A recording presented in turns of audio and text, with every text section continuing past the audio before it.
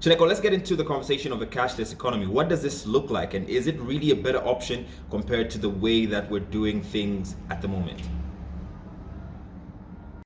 I'll give you the best example, and I hope I can use this example freely. The current shift of getting our contributions from NAPSA, right?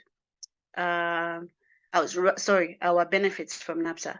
I think it has made it easier for people to actually sit at home, relax, and get their money, right? This has all been done because of technology. Imagine how, I think if you recall, 3 or 4 years ago, when ZICTA, our ICT authority, issued out a mandate for all of us to have our SIMs registered and ensuring that each citizen had one SIM card registered in their name and not multiple SIM cards, etc., etc. All those processes were not going to be easy without the digital aspect, without bringing in technology. Why is this important? Can you imagine in the future being able to go to the hospital and the moment you reach, you just scan your thumbprint and all your records come up? Your records will come up from the last hospitals you visited, what you're allergic to, what medication you cannot be administered.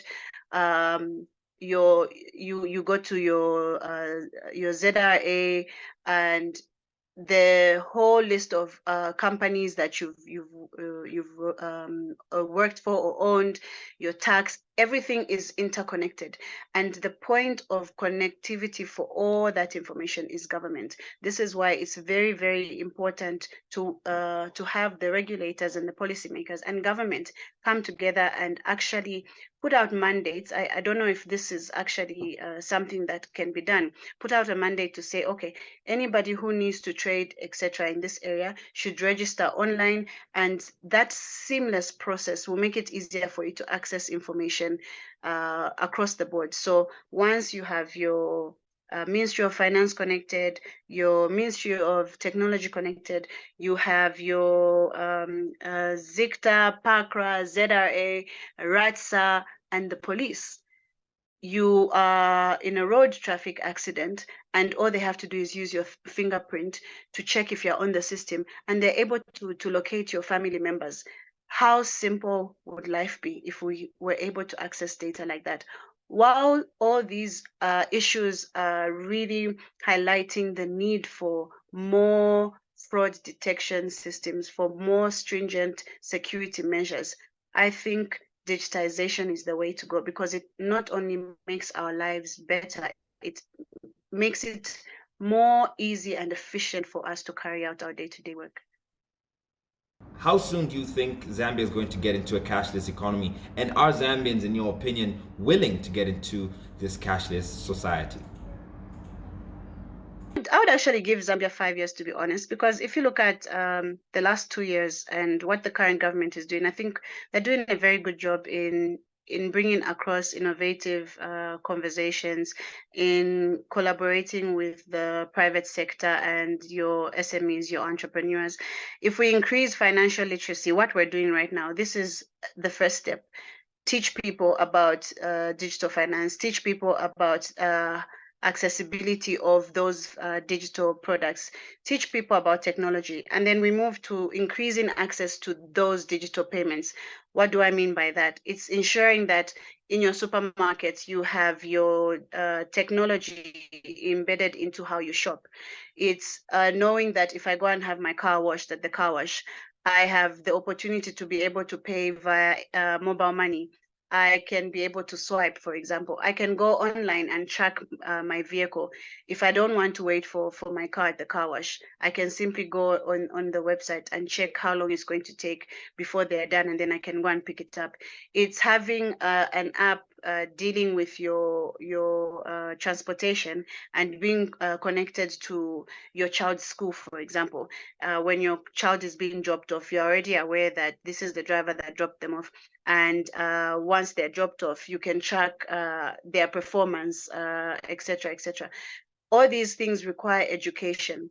Is Zambia ready? Yes, definitely Zambia is ready, because now we're even having these conversations. You're having Facebook discussions.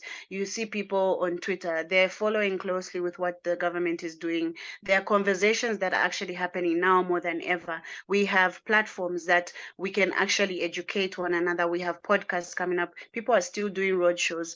The private sector is literally partnering with government and other SMEs to ensure that financial inclusion is actually going into the rural areas. You have so many people that are using mobile phones.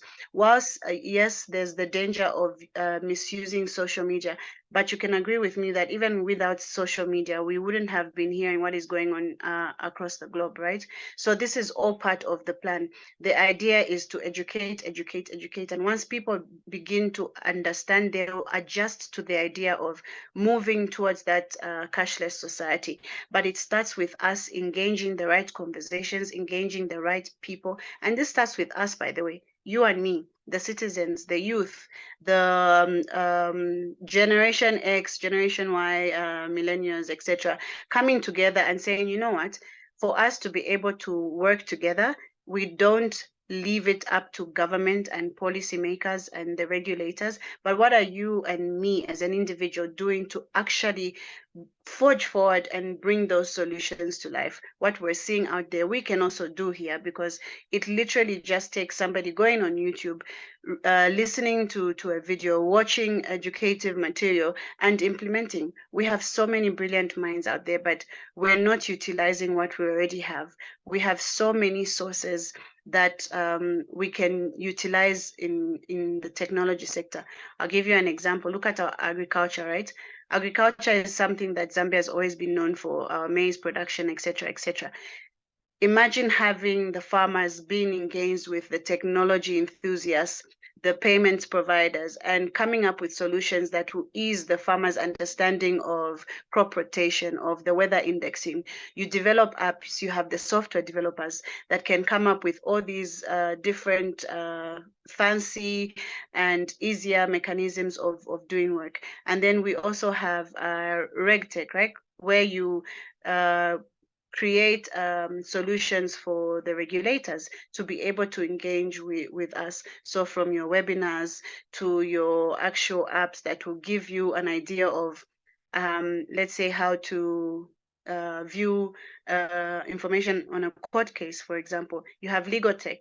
You have so many aspects of the industry that are not actually utilizing technology. And we have brilliant minds, software developers that are sitting waiting for jobs when they could actually be out there creating apps, creating solutions for our industry, things that matter to the Zambian person that will also put our country on the map.